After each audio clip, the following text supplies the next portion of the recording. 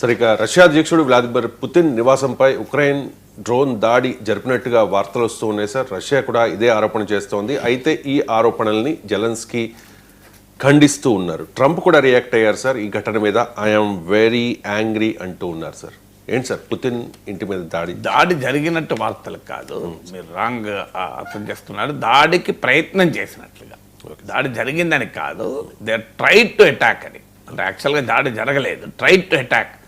అంటే 91 drones Russia ప్రయోగించిందని, అంటే మాస్కోకు వెస్ట్లో ఉన్న Putin one of the residences నివాసం పైన ట్రంప్ ఉక్రెయిన్ ఫోర్సెస్ 91 డ్రోన్లను ప్రయోగిస్తే రష్యన్ ఎయిర్ డిఫెన్స్ సిస్టమ్ వాటిని నిర్వీర్యం చేసిందని.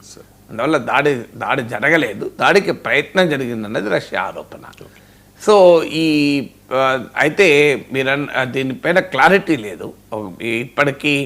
నిజంగానే దాడి జరిగిందా, దాడికి ప్రయత్నం జరిగిందా, ఆ సమయంలో పుటిన్ ఇంట్లో ఉన్నాడా లేడా కూడా తెలియదు. రష్యా క్లెయిమ్ ఇది. Russian foreign minister Sargi Lavrov ప్రకటించాడు. ఈవెన్ ట్రంప్ కూడా తను పుటిన్తో మాట్లాడితే పుటిన్ చెప్పాడు, మా ఇంటి పైన ఉక్రెయిన్ దాడి చేసే ప్రయత్నం చేసింది, దీనికి మూల్యం చెల్లించుకోవాల్సి వస్తుంది. ఇప్పటికే రష్యన్ ప్రెసిడెంట్ పుటిన్ ప్రకటన కూడా చేశాడు. సో మిలిటరీకి ఆదేశాలు కూడా జారీ చేశాడు. ఇప్పుడు డాంబాస్ రీజన్లో మీకు లుహాన్స్క్, డొనెస్క్ అనే ప్రాంతాలు రష్యా ఆక్రమణలో ఉన్నాయి. ఇక ఇదే ఈస్టర్న్ యుక్రెయిన్లో జెప్రోషియా అనే ప్రాంతం, ఇక్కడ న్యూక్లియర్ ప్లాంట్ కూడా ఉంది. ఈ జెప్రోషియా ప్రాంతంలో ఇంకా రష్యా పూర్తి కంట్రోల్ లేదు, కొంత యుక్రెయిన్ ఫోర్సెస్ ఆధీనంలో కూడా ఉన్నాయి.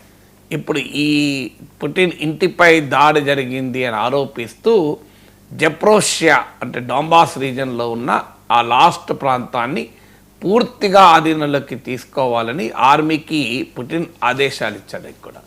అలాగే Russian foreign minister Sargi Lavrov ప్రకటించాడు, మేము శాంతి చర్చల నుంచి ఫిట్ కావడం లేదు, మేము శాంతి బహిష్కరించడం లేదు, కానీ మా స్టాన్స్ హార్డెన్ అవుతుంది అని కూడా ప్రకటించాడు. అంటే ఈ అలిగేషన్ కాస్త ఈవెన్ ఉక్రెయిన్ పీస్ టాక్స్ను కూడా డిరైల్ చేసే ప్రమాదం ఉంది. ట్రంప్ కూడా తనకు పుటిన్ చెప్పాడు కానీ ఇండిపెండెంట్గా తానేమీ కన్ఫర్మ్ చేయడం లేదు. పుటిన్ చెప్పాడు జరిగిందని, ఇదే నిజమైతే it's very angry, I'm very angry, ఇది జరగకూడదు. వాళ్ళు మన రష్యా దాడి చేస్తే ఉక్రెయిన్ దాడి చేయొచ్చు, కానీ ఇలా ఇంటిపై దాడి చేయడం సరైంది కాదు. బట్ జరిగింది అని నేను ఎక్నాలెడ్జ్ చేయలేను, జరగకపోయినా జరగకపోవచ్చు అని కూడా అన్నాడు. It might not even happened అన్నాడు ట్రంప్. సో ట్రంప్ కూడా కన్ఫామ్ ఏం చేయడం లేదు, అమెరికా కన్ఫామ్ చేయడం లేదు ఇండిపెండెంట్గా. ఇక ఉక్రెయిన్ అయితే క్లియర్గా రిజెక్ట్ కూడా చేసింది, ఇలాంటి ప్రయత్నం మేమేమీ చేయలేదు, పుటిన్ ఇంటిపై దాడికి మేమేం యత్నించలేదు, ఇది కేవలం రష్యా చెప్తున్న అబద్ధాలు. అంటే ఈ చర్చలు, శాంతి చర్చలు ఒక కొలిక్కి వస్తున్న సమయంలో, ఒక పాజిటివ్ పరిష్కారం వైపుగా వెళ్తున్న సమయంలో ఆ చర్చల్ని డిరేల్ చేయడానికి, చర్చలను ఫెయిల్ చేయడానికి రష్యా ఆడుతున్న నాటకం ఇది అని జెలెన్స్కీ ప్రకటించాడు. ఎందుకంటే ఈ పుటిన్ ఇంటిపై దాడి జరిగింది అన్న ఆరోపణకు కొద్ది గంటల ముందే ట్రంప్ను వెళ్ళి అమెరికాలో ట్రంప్ ఇంటి వద్దకు వెళ్ళి జెలెన్స్కీ కలిశాడు. సో ట్రంప్ జెలెన్స్కీల సమావేశమైంది, ఆ తర్వాత ఈ ఆరోపణలు వచ్చాయి. 24 అవర్స్లో ట్రంప్ పుటిన్తో 2 సార్లు మాట్లాడాడు. సో ఉక్రెయిన్ అయితే దీన్ని తీవ్రంగా ఖండిస్తోంది, అలాంటిది ఏమీ లేదు, ఇది కేవలం రష్యా ప్రాపగండా వార్. శాంతి చర్చల్ని విఫలం చేసేందుకు, తిరిగి తన మిలిటరీ దాడుల్ని కొనసాగించటానికి ఒక ప్రిటెక్స్ట్ లాగా ప్రెసిడెంట్ పుటిన్ ఆడుతున్న నాటకమని. రష్యా కూడా ఈ దాడికి సంబంధించిన ఎవిడెన్స్ అయితే ఏమీ చూపలేదు. ఇప్పటి వరకు స్టేట్మెంటే 91 డ్రోన్లతో అటాక్ చేయాలని ప్రయత్నించింది, దాన్ని రష్యన్ ఎయిర్ డిఫెన్స్ నిర్వీర్యం చేసిందని. మరి ఈ ఆరోపణలు ఎవరికీ తెలియదు, నోబడీ అది ఇండిపెండెంట్. ఇప్పుడు నేను చెప్పినట్లు రష్యా ఆరోపించింది, ఎవిడెన్స్ ఏం చూపలేదు. ఉక్రెయిన్ దాన్ని తిరస్కరించింది. ట్రంప్ జరిగి ఉంటే నాకు కోపం వస్తుంది అన్నాడు, కానీ జరిగిందో లేదో నాకు తెలియదు అన్నాడు. అమెరికా ఇండిపెండెంట్గా దీన్ని వెరిఫై చేయలేదు. అందువల్ల నోబడీ నోస్ నిజంగానే పుటిన్ ఇంటిపైన దాడికి ఉక్రెయిన్ ప్రయత్నించిందా లేదా అనేది నోబడీ నోస్. అయితే దీనికి ఒక బ్యాక్గ్రౌండ్ కూడా ఏంటంటే 2 ఇన్సిడెంట్స్ మనకు బ్యాక్గ్రౌండ్గా దీన్ని అర్థం చేసుకోవడానికి ఉపయోగపడతాయి. ఒకటి, ఇటీవల క్రిస్టమస్ సందేశం ఇస్తూ ప్రెసిడెంట్ జెలెన్స్కీ మనకి ఇక ఏకైక ఆశ ఏంటి, యుద్ధం ఆగుతుంది అంటే పుటిన్ చచ్చిపోవడమే అన్నాడు. పేరు చెప్పకుండా చచ్చిపోవడమే పరిష్కారము అన్నాడు. సో సరిగ్గా జెలెన్స్కీ చచ్చిపోవడమే పరిష్కారం అని 25వ రోజు అన్నాడు. అంటే పుటిన్ చావును కోరుతూ బహిరంగంగా స్టేట్మెంట్ ఇచ్చాడు. అది జరిగిన 3 days 28, 29th నైట్, అంటే Sunday Monday mid night Putin ఇంటిపై దాడికి ఉక్రెయిన్ ప్రయత్నించింది అని మండే రోజు రష్యా ప్రకటించింది. అంటే నిజంగానే Ukraine what it said it really meant it. అంటే పుతిన్ చావును బహిరంగంగానే జెలెన్స్కీ కోరుకున్నాడు కనుక పుతిన్ని చంపేందుకు ఉక్రెయిన్ ప్రయత్నం చేసిందా అనేది ఒక పాసిబిలిటీ. రెండవ పాసిబిలిటీ ఏంటంటే జెలెన్స్కీ మాట అన్నాడు కనుక, పుతిన్ చావు తప్ప మనకు ఇంకో ఆశ లేదన్నాడు కనుక దీన్ని ఉపయోగించుకుంటూ ఈ కహాని గనక ఈ కథను గనక అల్లితే పుతిన్ ఇంటిపై దాడికి ఉక్రెయిన్ ప్రయత్నించిందంటే ప్రపంచం నమ్మే అవకాశం ఉంటుంది. ఎందుకంటే మీకు జెలెన్స్కీ ఆల్రెడీ పుతిన్ చావును కోరుకున్నాడు కనుక, సో పుతిన్ను చంపడానికి ఉక్రెయిన్ ప్రయత్నించింది అని చెప్పితే ప్రపంచం నమ్మే అవకాశం ఉంటుంది. ప్రపంచం ఎవడు నమ్మకపోయినా ట్రంప్ నమ్మితే చాలు పుతిన్కు. సో తన నెరవేరుతుంది కనుక రష్యా ఏమైనా ఈ కథ అల్లిందా అని అనుమానం. అందుకే ఇక్కడ ఒక దేశాధినేతలు ఒక మాట మాట్లాడేటప్పుడు జాగ్రత్తగా మాట్లాడాలి. ఏం సాధించాడు ఇప్పుడు, పుతిన్ చావును కోరుకుంటున్నాను అని చెప్పి. జెలెన్స్కీ సాధించింది ఏంటి?